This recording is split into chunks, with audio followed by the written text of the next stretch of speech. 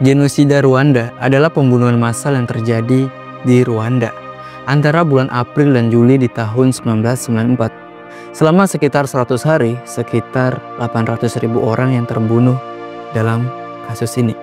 Dan sebagian besar korbannya yang terbunuh dari kelompok etnis Tutsi, di mana mereka ini dibantai oleh milisi Hutu dan pasukan pemerintah.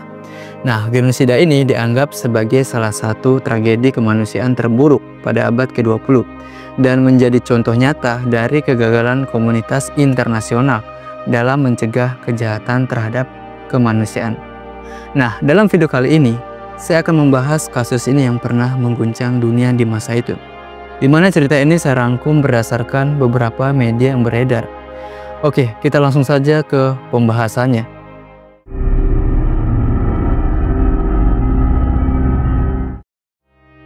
Rwanda merupakan sebuah negara kecil di Afrika Tengah.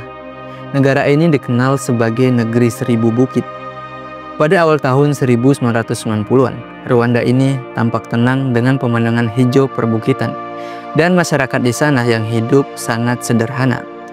Namun, di balik keindahan alamnya tersembunyi ketegangan etnis yang mematikan antara dua kelompok utama, yaitu Hutu dan Tutsi. Nah, Hutu ini yang merupakan mayoritas di Rwanda yang memiliki populasi sekitar 85%, dan suku ini telah lama merasa terpinggirkan oleh minoritas Tutsi dengan populasi sekitar 14%. Dan suku Tutsi dianggap lebih diuntungkan selama masa kolonial Belgia. Ketegangan ini memuncak pada tahun 1994 ketika sebuah peristiwa tragedi memicu salah satu genosida tercepat dan paling kejam dalam sejarah manusia. Nah, ternyata konflik antara kelompok etnis Hutu dan Tutsi ini memiliki akar sejarah yang panjang, meskipun kedua kelompok tersebut telah hidup berdampingan selama berabad-abad. Ketegangan antara mereka diperburuk oleh kebijakan kolonial Belgia, di mana pada masa penjajahan Belgia di tahun 1916 sampai 1962, pemerintahan kolonial mempromosikan gagasan bahwa suku Tutsi ini lebih unggul daripada Hutu, dan pemerintah kolonial memberikan mereka hak istimewa dalam pendidikan serta di pemerintahan. Namun, menjelang kemerdekaan Rwanda pada tahun 1962, Belgia ini malah beralih mendukung mayoritas Hutu yang kemudian mengambil alih kekuasaan politik. Nah, hal inilah yang menimbulkan awal mula kekacauan. Pada tahun 1990, Front Patriotic Rwanda atau FPR merupakan sebuah kelompok pemberontak yang didominasi oleh Tutsi. Nah, kelompok ini melancarkan serangan dari Uganda untuk menggulingkan pemerintahan Hutu yang dipimpin oleh Presiden Juvenal Habyarimana. Konflik bersenjata antara FPR dan pemerintahan Rwanda memicu ketegangan etnis yang semakin memanas. Nah, disinilah pemerintah Hutu ini menggunakan propaganda kebencian melalui media, terutama radio RTLM, dengan tujuan untuk menyebarkan ketakutan dan kebencian terhadap suku Tutsi, sekaligus menggambarkan mereka sebagai musuh yang harus dihancurkan.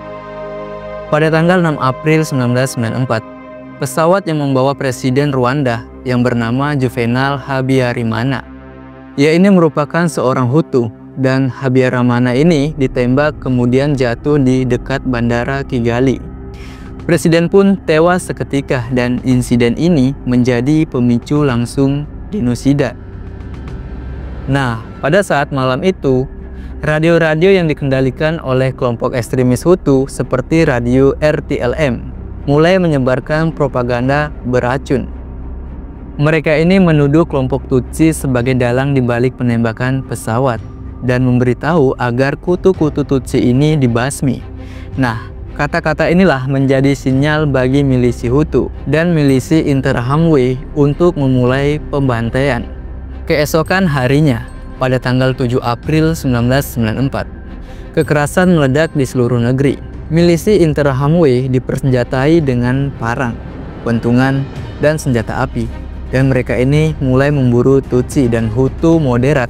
Nah, di mana Hutu moderat ini merupakan sekelompok Hutu yang menolak ikut serta dalam pembantaian. Nah, selama 100 hari berlalu, Seketika Rwanda ini berubah menjadi neraka. Setiap hari ribuan orang dibantai tanpa ampun. Para korban termasuk anak-anak, wanita, dan orang tua dibunuh di rumah mereka, di gereja, di sekolah, dan bahkan di jalanan. Gereja-gereja yang seharusnya menjadi tempat perlindungan justru menjadi tempat pembantaian massal. Misalnya, ribuan Tutsi yang mencari perlindungan tetapi mereka ini malah dikurung dan kemudian mereka dibantai dengan sangat keji. Di radio RTLM terus menyebarkan kebencian, memberikan nama-nama dan lokasi orang Tutsi yang harus dibunuh. Bahkan, mereka menginstruksikan para pembunuh untuk menyingkirkan sampah dan membersihkan Rwanda dari sampah-sampah itu. Yang dia maksud adalah kelompok dari Tutsi.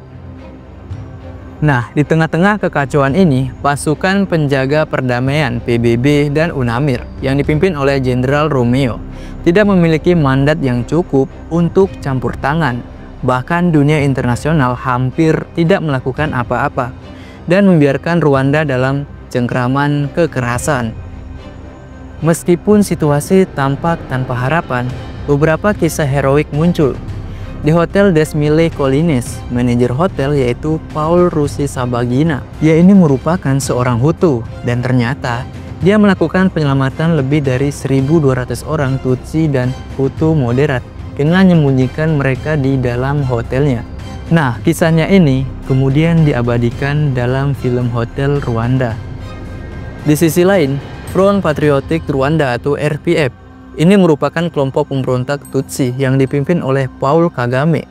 Mereka ini mulai melancarkan serangan balasan. Mereka berhasil merebut wilayah demi wilayah, mendorong mundur milisi Hutu dan sekaligus tentara pemerintah. Nah, pada pertengahan Juli 1994, RPF ini berhasil menguasai Kigali dan sekaligus mengakhiri genosida.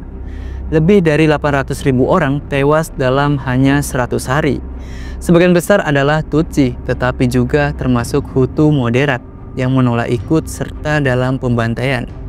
Setelah terjadinya genosida, Rwanda ini seketika hancur. Ribuan orang menjadi mengungsi dan sistem peradilan negara kolaps. Untuk mengadili para pelaku genosida, PBB membentuk International Criminal Tribunal for Rwanda atau ICTR. Sementara Rwanda sendiri menggunakan sistem pengadilan tradisional Gacaca untuk mengadili ribuan pelaku tingkat rendah. Di bawah kepemimpinan Paul Kagame yang menjadi presiden pada tahun 2000, Rwanda mulai bangkit dari abu genosida.